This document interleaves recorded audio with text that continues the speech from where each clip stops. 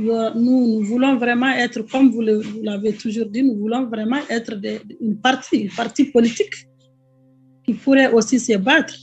Donc pour cela, il faut préparer le terrain d'avance.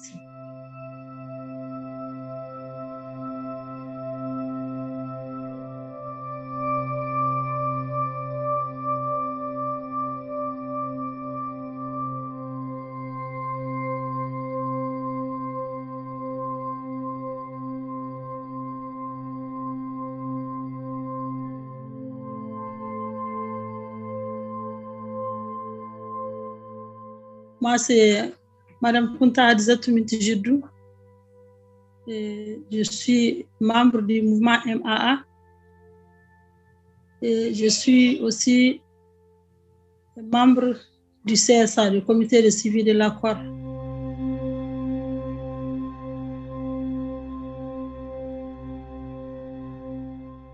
Donc, les problèmes que nous avons eus, on a eu plein de problèmes, surtout nous les femmes.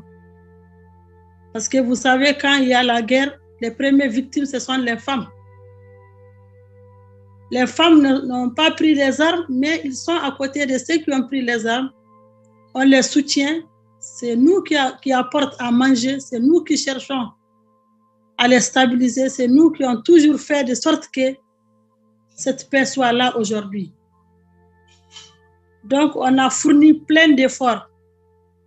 Plein d'efforts. Surtout, vous savez que nous, nos communautés donnent beaucoup de valeur pour la femme.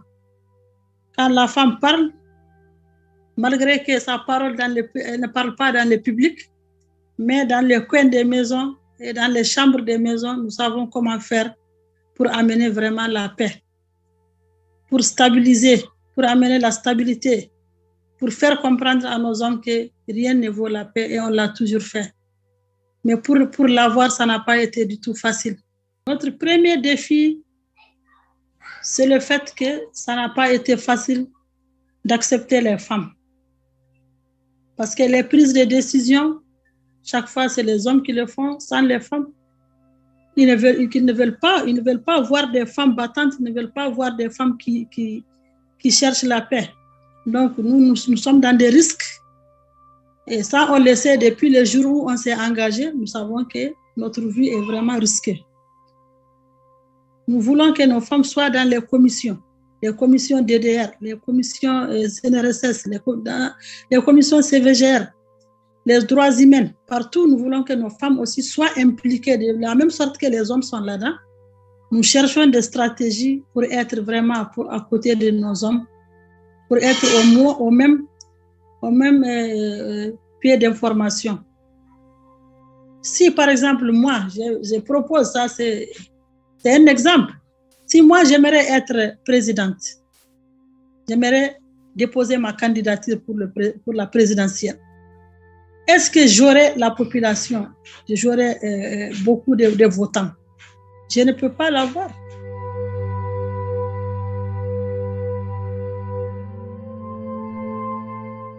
Depuis notre arrivée au CSA, c'est grâce à la communauté internationale et la formation, les ateliers de haut niveau que la MINUSMA et FBA a toujours organisé, ainsi que les femmes leaders.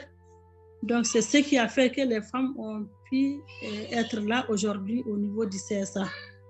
Donc, ça, c'est la Norvège qui a soutenu avec l'implication de la MINUSMA.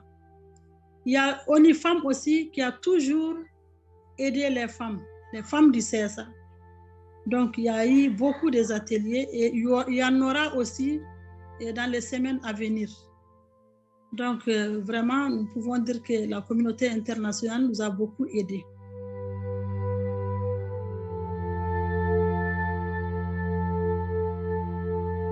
Nous voulons vraiment être, comme vous l'avez toujours dit, nous voulons vraiment être une partie politique qui pourrait aussi se battre. Donc, pour cela, il faut préparer le terrain d'avance.